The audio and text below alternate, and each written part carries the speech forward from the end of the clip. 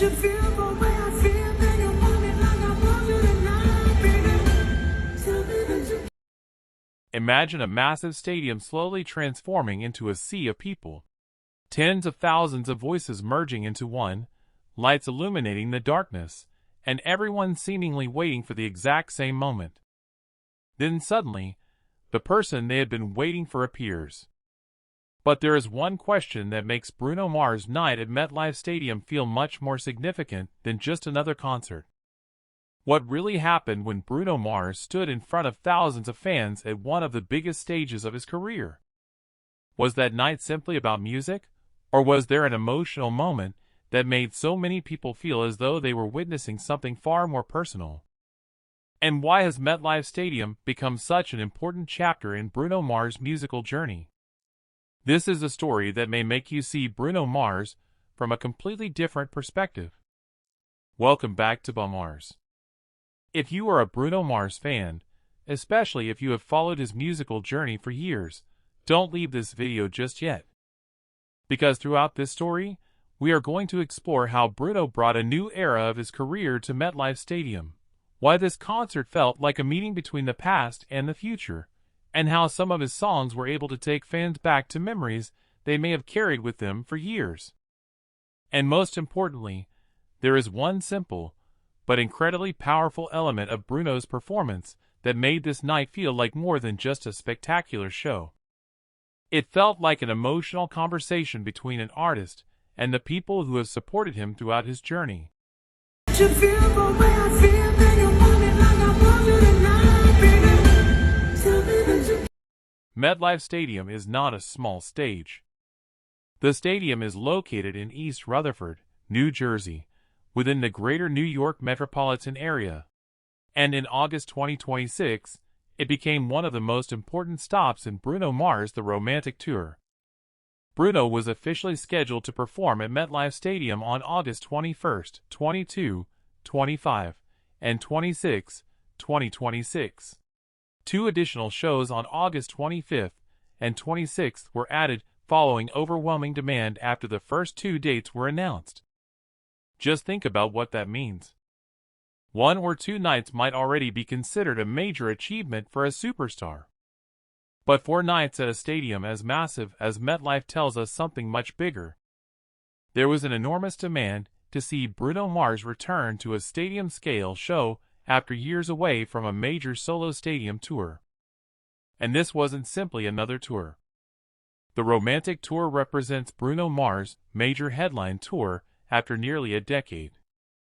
MetLife Stadium itself described it as Bruno's first full headline tour in almost 10 years following the enormous success of the 24K Magic World Tour, which began in 2017. And this is where the story becomes truly interesting. Because the Bruno Mars who appeared at MetLife is not exactly the same Bruno Mars we knew years ago. He carries history. He carries songs that have accompanied the lives of millions of people. But he also brings something new. A new era called the Romantic.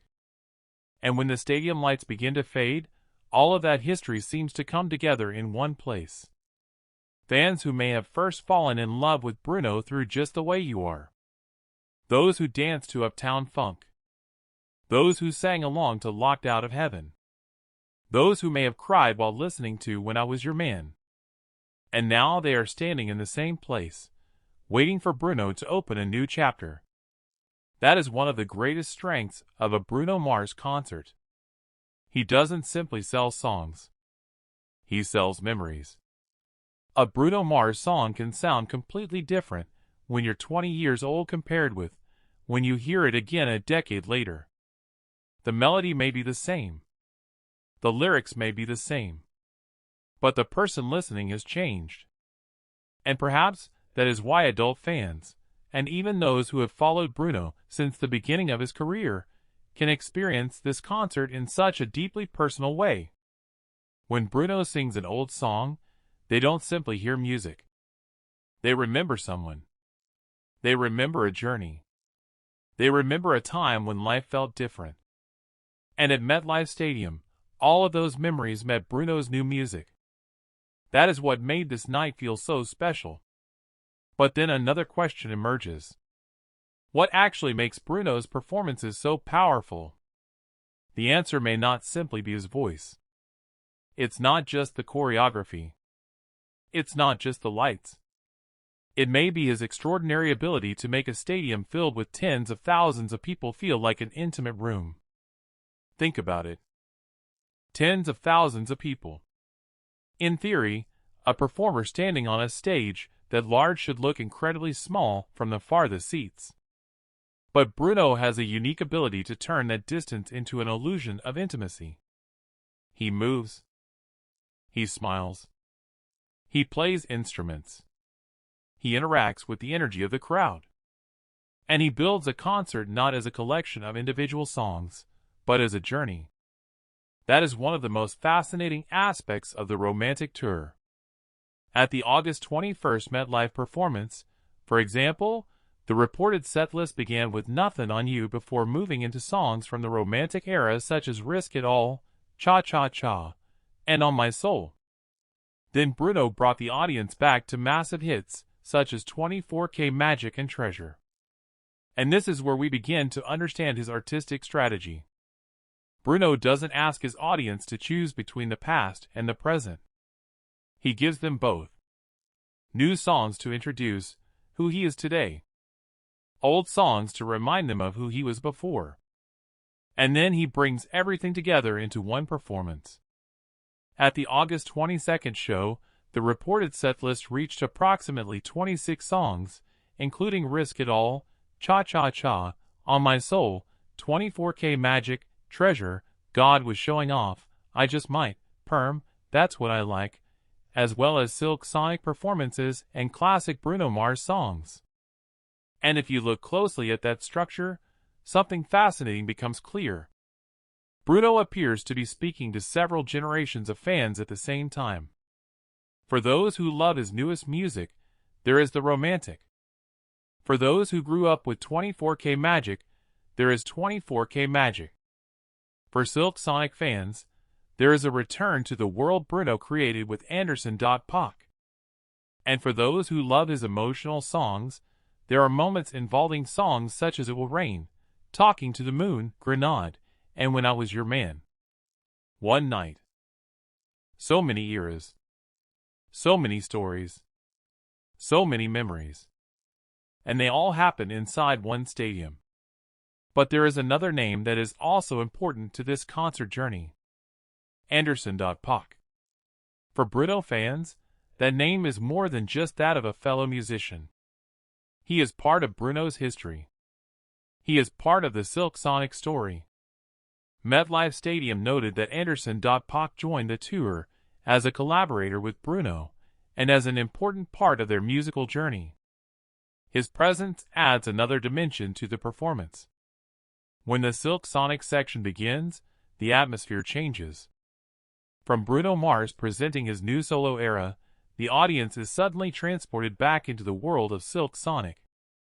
Songs such as Blast Off, 777, Fly As Me, Smokin' Out the Window, and Leave the Door Open serve as reminders that Bruno's journey has never been limited to one musical identity. And this matters. Because one reason Bruno Mars continues to have such enormous appeal is his ability to move between different musical colors without losing his identity. Pop, soul, funk, R&B, retro influences, and modern sounds. They can all exist within one concert. Even when fans arrive simply wanting to hear their favorite songs, Bruno slowly takes them through different chapters of his musical history. And then comes a very different moment. A moment when the music becomes softer. When thousands of voices slowly transform into one giant sing-along. This is often the part of a Bruno Mars concert that becomes deeply emotional. Because there is a huge difference between listening to a song through headphones and hearing tens of thousands of people sing it together. When a song like When I Was Your Man is performed, for example, its meaning no longer belongs only to Bruno. Every person brings their own story. Someone may have lost a love.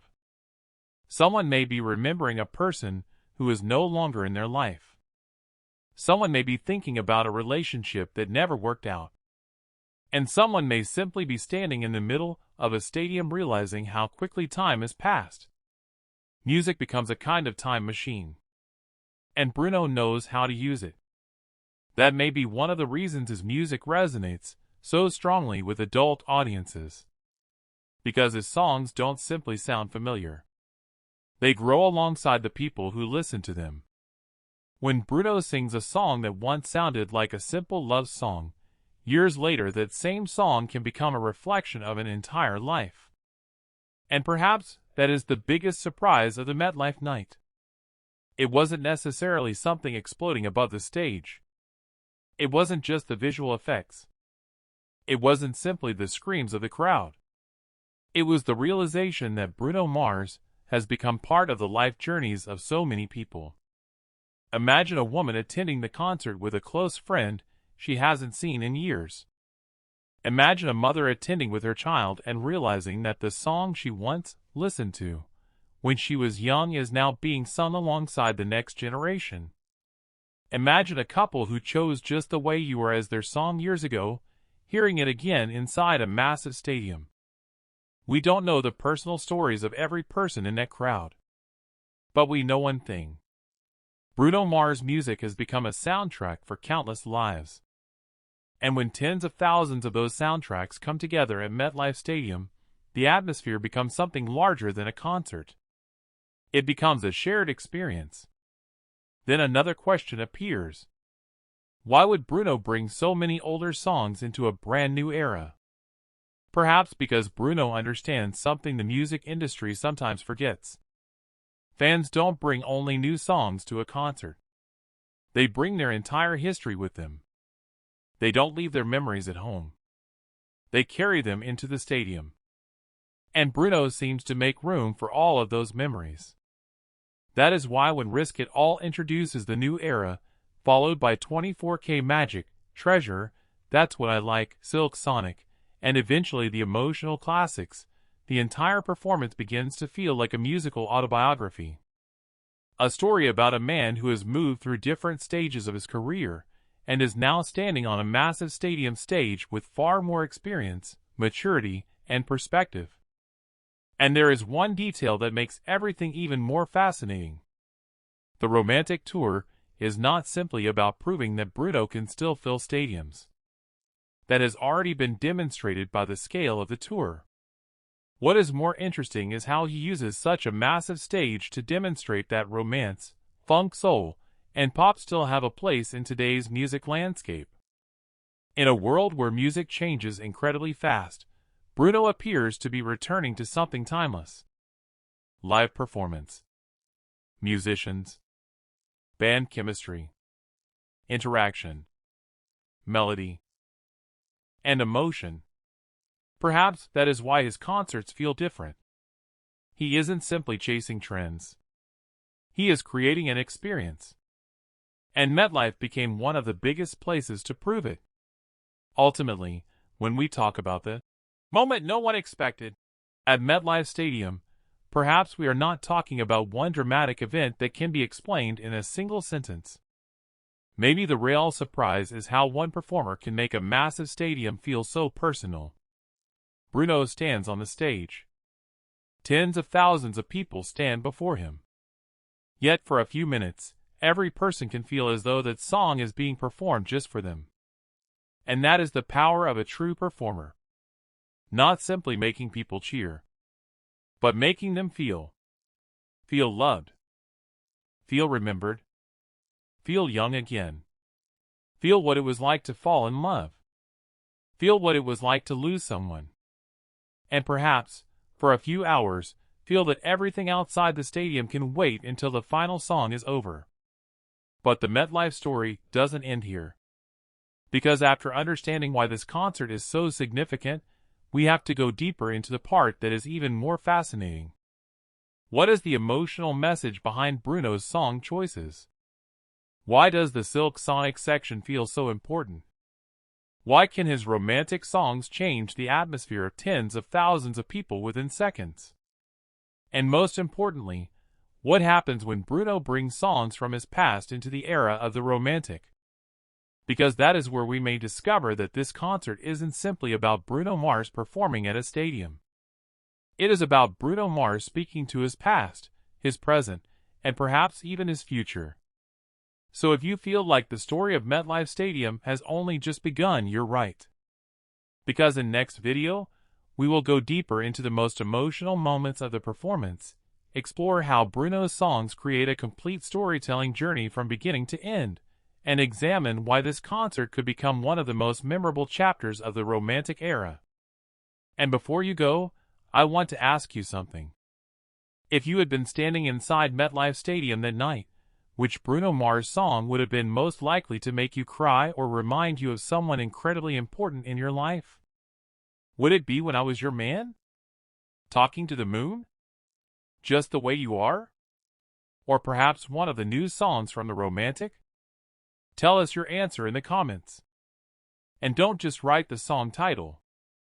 Tell us the memory that makes that song so meaningful to you. Because perhaps, without realizing it, the reason Bruno Mars can still fill a stadium isn't simply because he is a superstar. It's because somewhere inside his songs, there is a small piece of our own lives. And maybe that is the moment we truly never expected. Not when Bruno Mars appeared on stage, but when a song began, and suddenly we realized that it was taking us back to someone, to a certain time, or to a version of ourselves that we hadn't seen in a very long time. This is Bruno Mars at MetLife Stadium. And the story isn't over yet. See you in next video. I'm a dangerous man.